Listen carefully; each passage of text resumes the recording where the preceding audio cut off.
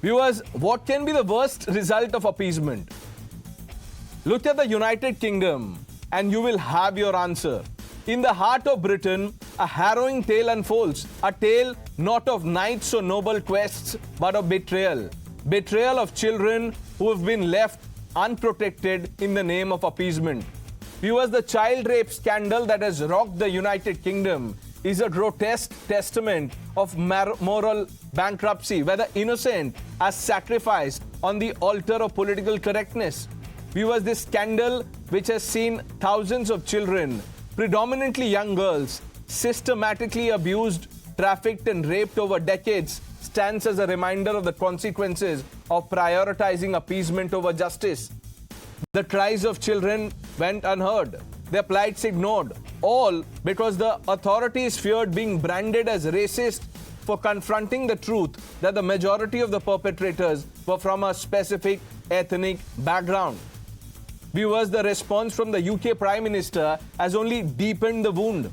To dismiss the urgent demand for a thorough, transparent and unbiased investigation into these heinous crimes as far-right poison, yes, that's what Starmer said, far-right poison, is not just a betrayal of the victims, it's a betrayal of justice itself. Viewers, it's as if he has wrapped the cries for justice in the same shroud of silence that once protected the abusers.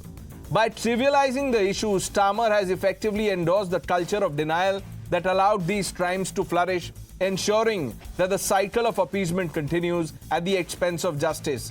Viewers, this is not about political correctness, it's about human decency. Think about it. The term appeasement has never felt more sinister than when used to describe the systemic failure to protect children from rape and exploitation.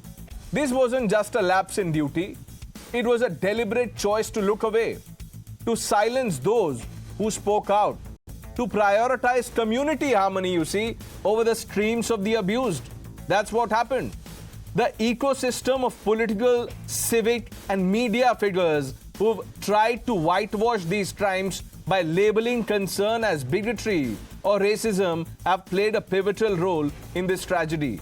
They have turned the pursuit of justice into a political football where the score is kept in votes rather than in lives saved or healed. Those that are spreading lies and misinformation as far and as wide as possible, they're not interested in victims, they're interested in themselves. When politicians, and I mean politicians, who sat in government for many years, are casual about honesty, decency, truth and the rule of law, calling for inquiries because they want to jump on a bandwagon of the far right, then that affects politics. Far-right lies.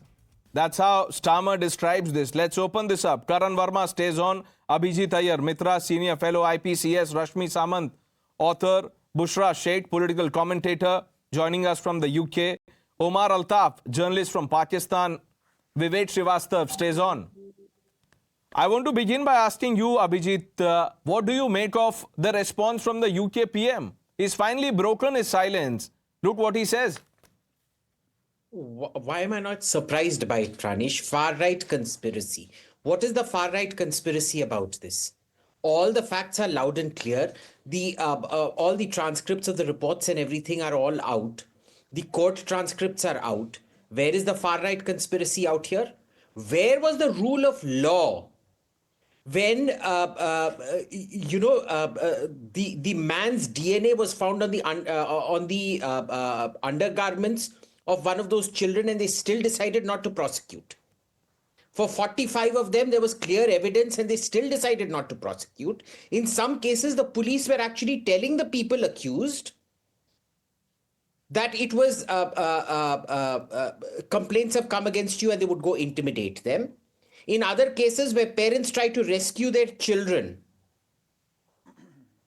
rescue their own kids, they were arrested. Where was the rule of law for all these kids? And this has been going on since the 1970s. Where was the rule of law for the victims? The rule of law just doesn't apply to the perps. And mind you, one of these guys found guilty was given 6 years, commuted to 3 years. But of course, no such commutation for, say, Tommy Robinson, who's for contempt. So imagine 2 years for contempt of court, 20 months, 3 years for raping a child. And I want to, and here is the thing. This playing victim card, now it is the perps playing victim right here, including your one of your panelists today. Let me just read out this tweet of Miss Bushra Sheikh. Only sick, twisted individuals use victim trauma to score political points, weaponizing perpetrator identity to embolden anti-Muslim and racist prejudice. Linking criminality specifically to a particular group of people is Zionist Playbook 101. This is, notice she says Zionist. Typical Jew hater who goes after Jews even in this. Then, this is where dehumanization begins for genocide to be excused. Is anyone talking about Iraqis? Are we talking about Afghans? We're talking about Pakistani rape gangs. And she's playing the victim out here when in fact she's supporting the perps. Speak to that. I actually stand by my statement, and I think it's an absolute grotesque weaponization of victim trauma.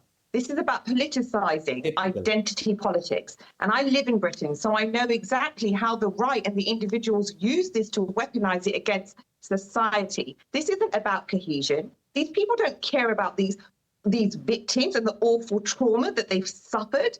They actually care about identity politics. How about we don't talk about the perpetrators? Why don't we talk about the crimes that are committed? This isn't just an identity issue within the Pakistani community, as you want to call it. And let me tell you, it was a conservative government in this country that didn't act enough. It was not the Labour government. And I'm going to preface this to say, I am not a Labour supporter. So how about people start calling up the Conservative Party that perhaps didn't? It's not as simplistic as you're making it out to be. This is not about Labour supporter or a Conservative supporter. We are not interested in anyone's alliance or allegiance. I'm only quoting you what the judge has said of the several things in the judgment. And here's the quote. I believe that one of the factors that led to that was that they were not of your community or religion. How would you describe the judge? What is the judge trying to do? Well, what I can speak to in regards to what the judge is saying is that there has been a fringe element of this. I'm not going to deny that a lot of the victims, unfortunately, were young white girls. Some of them were also Asian girls also. So it's important to include that. This isn't a targeted attack. That's one thing I'm going to clarify, because crimes against women, all young girls are affected. Ms. Sheikh, you're not answering the question. When the judge says this, I believe that one of the factors that led to that was that they were not of your community or religion. What do you make of this? Well, look, if those perpetrators have targeted young girls because of their identity, then absolutely we should stand against that. I do not support any criminal targeting a specific individual because of their identity. So I will clarify that. However, a report did suggest that there wasn't enough evidence to support that this was organised and that it was politically designed to only target young British girls. There is not enough evidence in any report to suggest that is the case. Let's bring in the others. Taran?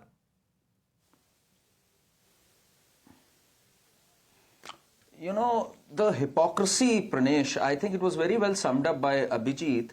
They will resort to calling something white supremacist, white xenophobia, majoritarianism without a shred of evidence the moment they get the first inkling that something has been done. But here, where we know, where the judge has come up with saying that this seems like a targeted thing towards a culture, a different religion, they'll be mum and they'll hush it under the carpet. This brushing of things under the carpet and then shouting Islamophobia or any of these things from rooftops has led to this situation. That's led to a collective embarrassment for the United Kingdom today. And it's a wake-up call for everyone. These so-called leftists and so-called liberals today, they've been in denial of this woke wokeism which has gone berserk on steroids today.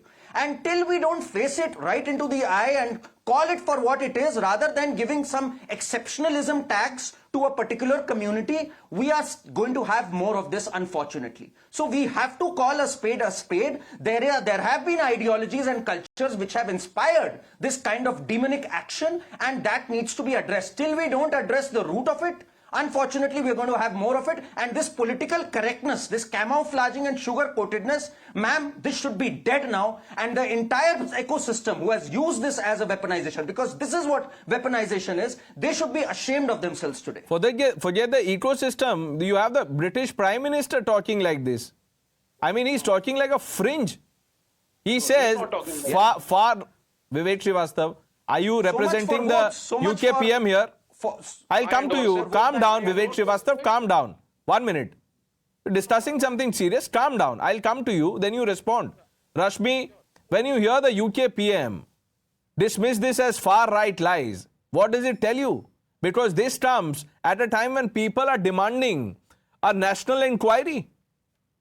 Well, Pranesh, firstly, Keir Starmer, the current Prime Minister of Great Britain, was actually the head of the Crown Prosecution Services whilst these cases were tried. So for a very long time, he is sort of complicit with the kind of treatment that the victims have been meted out. He is the reason that the victims did not get any justice. And today, if there is a deeper investigation into this matter, then he's the one who's going to land up in jail. He's going to be the one who's going to be held accountable for the many crimes which was swept under the carpet. And young women were not just raped, they were sold as kebab meat. They were torched with their entire families inside homes. And this is something that has been swept under the carpet of political correctness for a very long time. I'll read out names. Lucy Lowe was killed and her house was torched with her family inside. Charlene was dismembered and sold as kebab meat. She was a minor, and today this case has come up not because the Tories or the Labour or any other party has raised it. It's because the victims have come out and have started speaking out. If you look at Twitter and if you look at the voices which are coming out maybe on GB News or any of these, outlets, today it is the victims who are speaking. So people who are trying to call this politicization and who are trying to, dismiss the seriousness by calling it some kind of a political triage are actually taking away the agency of the victims who have now found it impossible to go on except to, come out and speak about it. And, the stories that they're coming out with. Right. Samantha Smith. Family members, you're right. You're right. I've read some of them. Horrendous accounts. She was visited by the police for speaking to GB News. The GB News came to her doorstep because she's speaking to the news openly about what happened to her. And here you have activists actively saying that it is a political trash, whilst you have victims coming out and speaking out. Your victims tweeting. And in any case, why call it, Zionist agenda? What have the Jews got to do with this? Abhijit, a quick comment, then I'm coming to you, Omar Altaf. Lady has a long history of generalizing and attacking Hindus. When the Henry Jackson Institute spoke about them wanting to convert, that was the tweet I was holding up. Let me read it out to you. I've also sent it to you on WhatsApp, if you could bring it up. This is what she has to say in all of this. First, when the Henry Jackson wrote this thing, I don't know why I'm laughing. This is when students are trying to convert their co-students. Maybe it's done by a think tank that was an anti-Islam think tank. The stories they conjure up, turning nothing into something.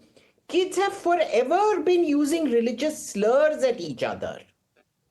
This is Madam Bushra Sheikh.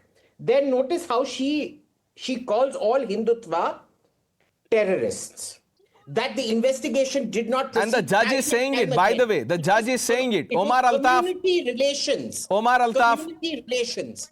Abhijit, you need to calm down. Yeah, you answer the question. Omar Altaf. Grooming gang, she's related to grooming gangs. She's probably a groomer herself. I think, Pranesh, what I feel is that there should be a transparent and impartial investigation, and all culprits should be brought to book, irrespective of their nationality, ethnicity, or religion. And this case should also be followed when Indian government is involved in the killings of Sikhs in Canada. That also should be properly investigated. Yeah, and Indian government because is also killing because you are terrorists in targeting Pakistan. Sikhs. No, your government is Many people have been targeting gunned Sikhs. down. Your Yeah, government is blame the targeting Indian Sikhs government. in Canada. The strikes that happened in Pakistan, and yeah, the US. right. that also Indian needs to be government tipped off the US, said Osama was hiding in Pakistan. There's a lot that India has done. The list is long. Where will you stop, Omar Altaf? But I don't want to look. We've run out of time. I don't want to trivialize this because I'm sure family members of the survivors are watching this or will watch the clip. I just hope that better sense prevails. But we will not stop calling out the attempt of the ecosystem to whitewash these horrendous crimes. I thank all of you for joining us on Times Now. The news hour with Navita Kumar on the other side.